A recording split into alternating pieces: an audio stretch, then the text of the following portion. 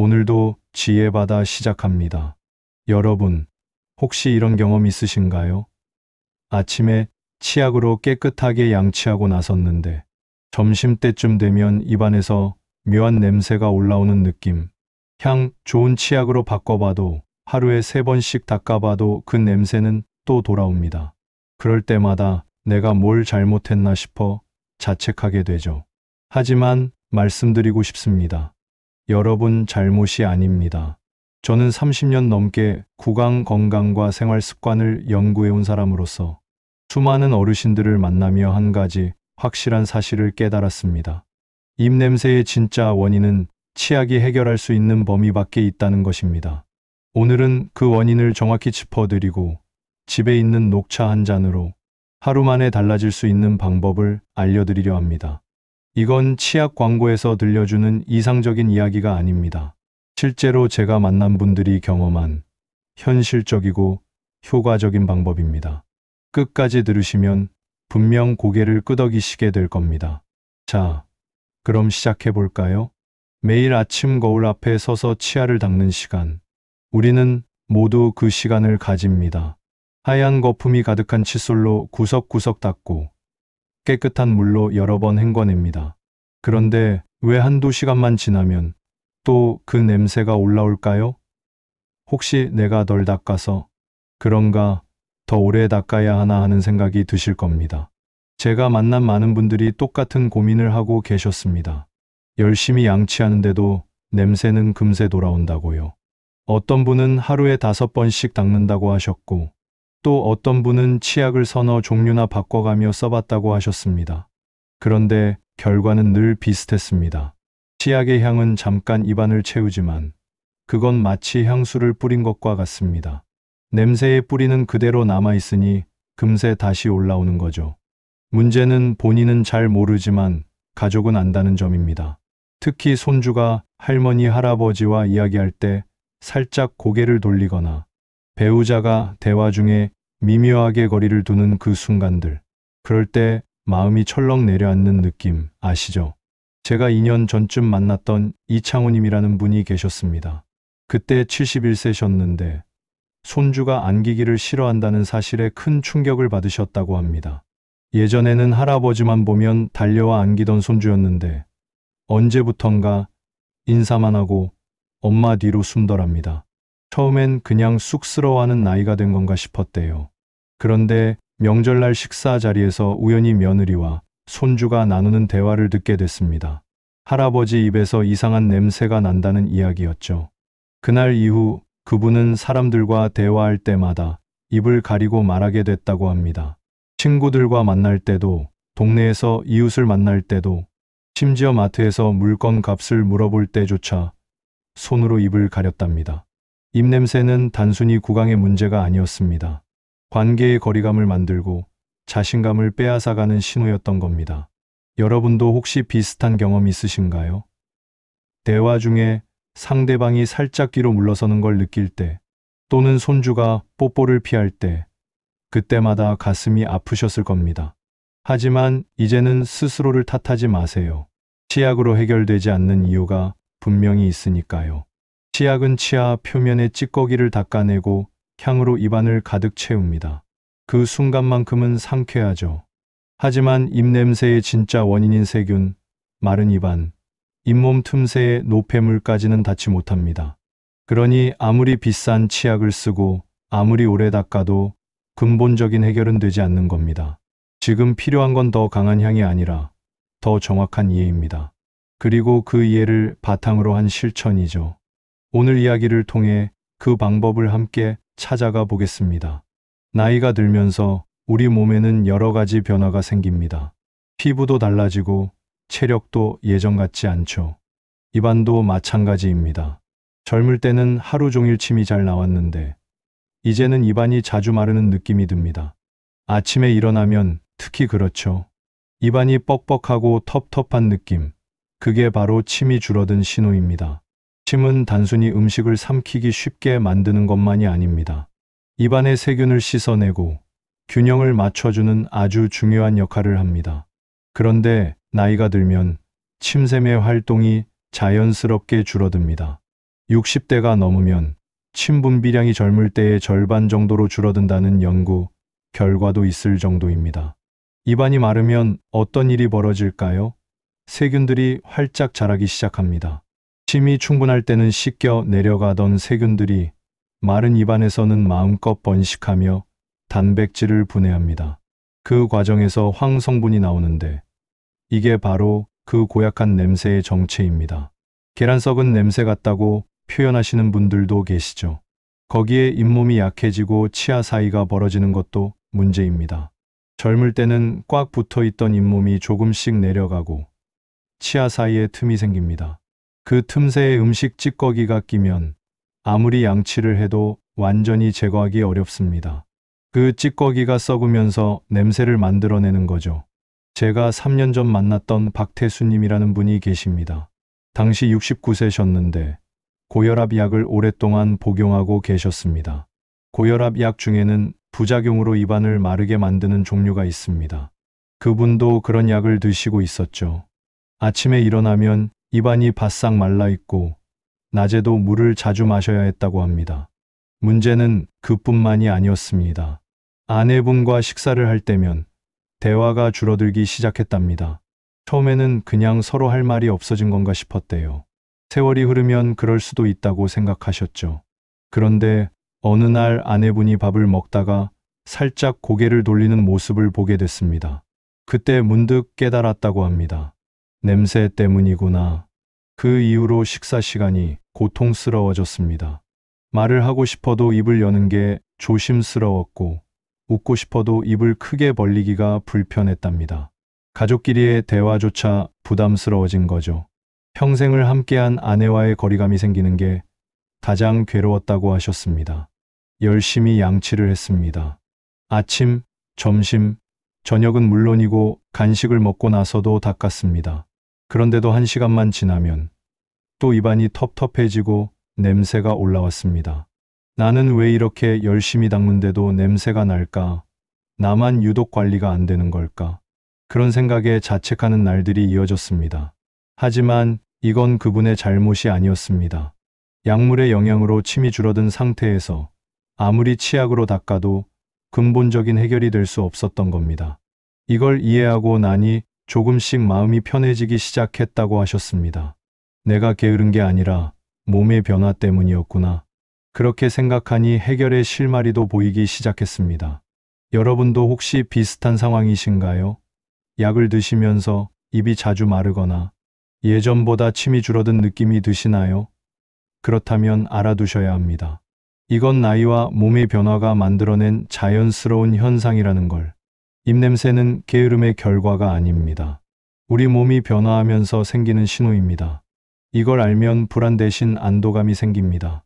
나는 왜 이럴까 하며 자책하는 대신 이제부터는 관리할 수 있겠구나 하는 희망이 보이는 거죠. 오늘 이후로는 이렇게 생각해 보세요. 내가 닦지 않아서가 아니라 침이 줄었기 때문이구나. 이걸 깨닫는 순간 해결의 방향도 명확해집니다. 이제 가장 중요한 부분을 말씀드리겠습니다.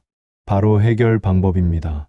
제가 30년 넘게 연구하고 수많은 분들에게 권해드린 방법 중에서 가장 효과적이고 실질적인 것, 그게 바로 녹차입니다. 어떤 분들은 이렇게 말씀하시죠.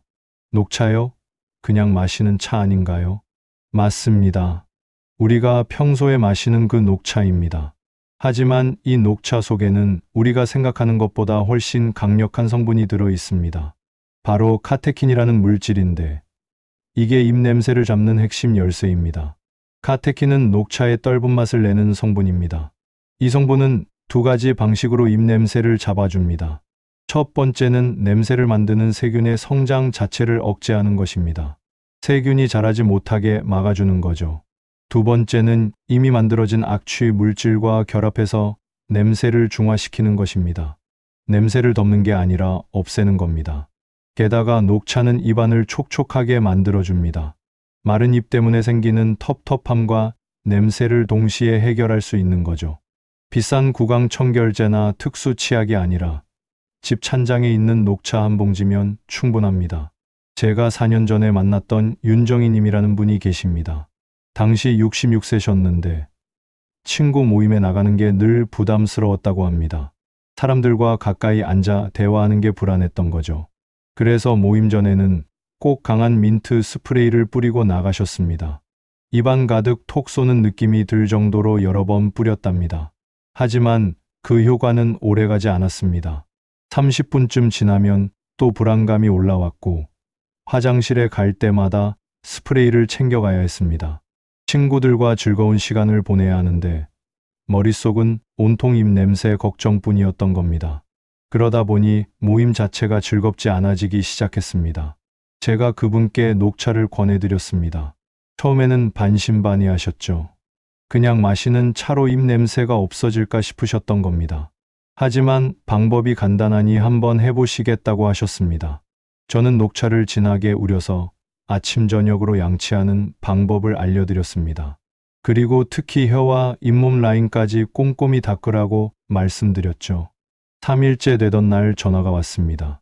목소리가 밝아지셨더라고요. 확실히 입안이 개운한 느낌이 오래 간다고 하셨습니다. 일주일쯤 지나서는 남편분이 먼저 알아차리셨답니다. 요즘 숨결이 편해졌다고, 예전보다 대화할 때 불편한 느낌이 없다고 하셨대요. 그 한마디가 정희님에게는 몇 년치 스트레스를 덜어준 말이었습니다. 2주가 지나고 친구 모임에 나가셨을 때 처음으로 스프레이 없이 편하게 대화를 나누셨답니다.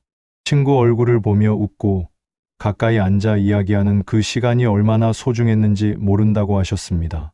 입냄새가 없어진 게 아니라 자신감이 돌아온 거였죠.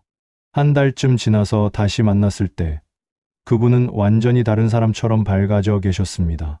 손주들과도 자연스럽게 가까이 앉아 책을 읽어주고 남편과 산책하며 대화하는 시간도 늘었답니다. 녹차 하나로 달라진 일상이었습니다. 치약은 향수라면 녹차는 청소입니다. 냄새를 잠깐 덮는 게 아니라 뿌리째 줄이는 방법이죠. 그리고 이건 특별한 제품이 아닙니다. 여러분 집 주방 찬장에 있는 그 녹차면 충분합니다. 비싼 돈 들일 필요 없이 오늘 당장 시작할 수 있는 방법입니다. 여러분, 혹시 지금까지 비싼 제품들을 사면서도 효과를 못 느끼셨나요? 이제는 마음을 바꿔보세요.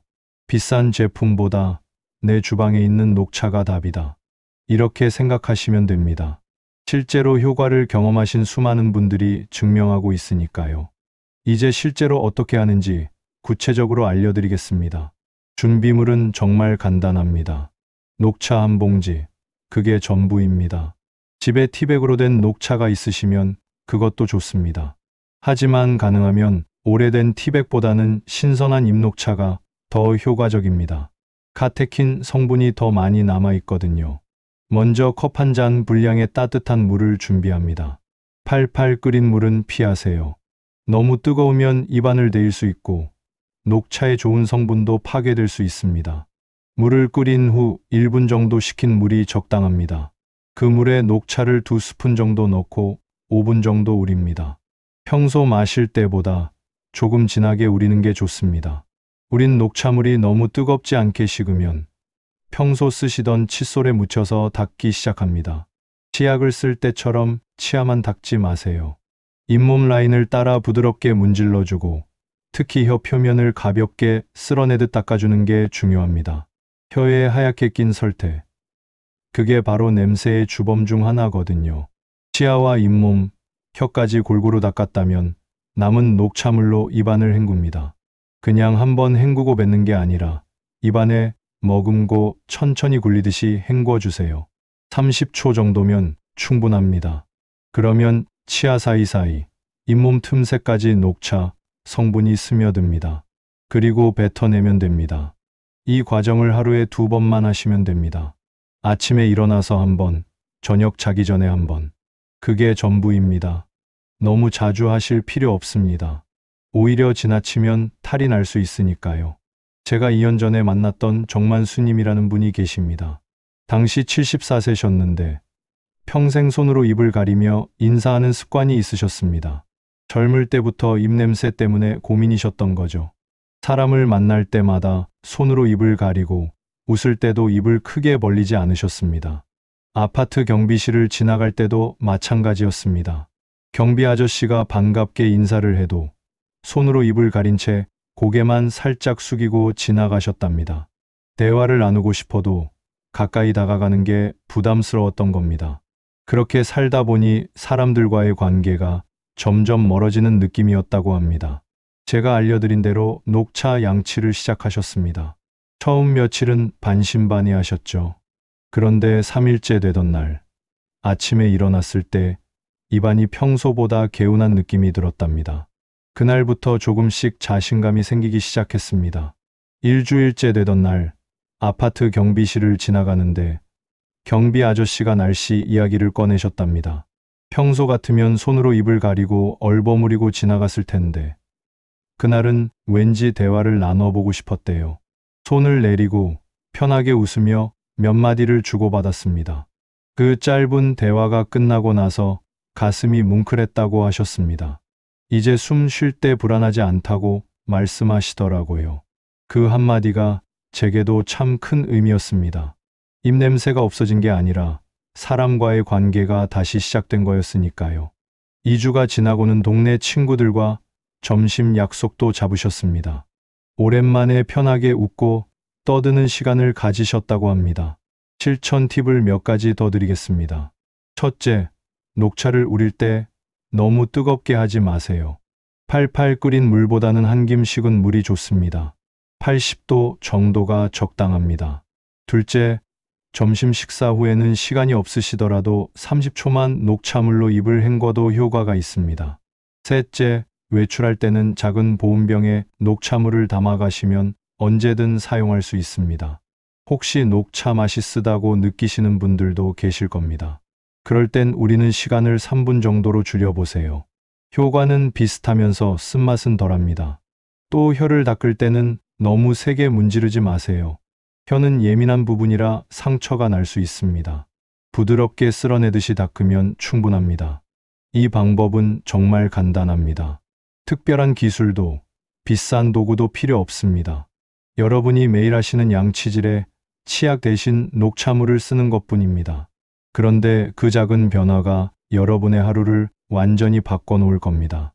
하지만 아무리 좋은 것도 과하면 탈이 납니다. 이건 녹차도 마찬가지입니다. 제대로 알고 사용해야 안전하고 효과적이니까요. 녹차를 너무 진하게 우리면 어떤 일이 생길까요? 녹차에는 카페인과 타닌이라는 성분이 들어 있습니다. 이 성분들이 지나치면 속이 쓰리거나 어지러울 수 있습니다. 특히 공복에 진한 녹차물로 양치하고 삼키는 경우 위가 약한 분들은 불편함을 느낄 수 있습니다. 양치할 때는 뱉어내는 게 기본이지만 조금은 삼킬 수도 있으니까요. 그래서 녹차를 우릴 때 적당한 농도를 지키는 게 중요합니다. 또 하나 주의할 점은 치아 변색입니다. 녹차에는 색소 성분이 있어서 지나치게 자주 사용하면 치아가 살짝 누렇게 변할 수 있습니다. 커피나 홍차를 자주 마시면 치아가 변색되는 것과 같은 원리입니다. 그래서 일주일에 이틀 정도는 일반 치약으로 번갈아 사용하는 게 좋습니다. 하루에 너무 여러 번 하는 것도 좋지 않습니다. 아침 저녁 2번이면 충분합니다.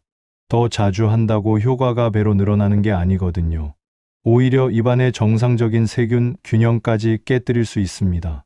입안에는 나쁜 세균만 있는 게 아니라 좋은 세균도 함께 살고 있으니까요. 제가 작년에 만났던 김복자님이라는 분이 계십니다. 당시 72세셨는데 워낙 꼼꼼한 성격이셔서 뭐든 열심히 하시는 분이었습니다. 제가 녹차 양치를 알려드렸더니 효과가 좋다며 하루에 5번 넘게 하기 시작하셨습니다. 아침, 점심, 저녁은 물론이고 간식 먹고 나서도 심지어 자기 전에 한 번 더 하셨답니다. 처음 일주일은 괜찮았습니다. 입안도 개운하고 냄새도 확실히 줄어든 것 같았죠. 그런데 열흘쯤 지나니 속이 좀 더부룩한 느낌이 들기 시작했습니다. 식사할 때도 소화가 잘 안 되는 것 같았고 가끔 속이 쓰린 느낌도 있었답니다.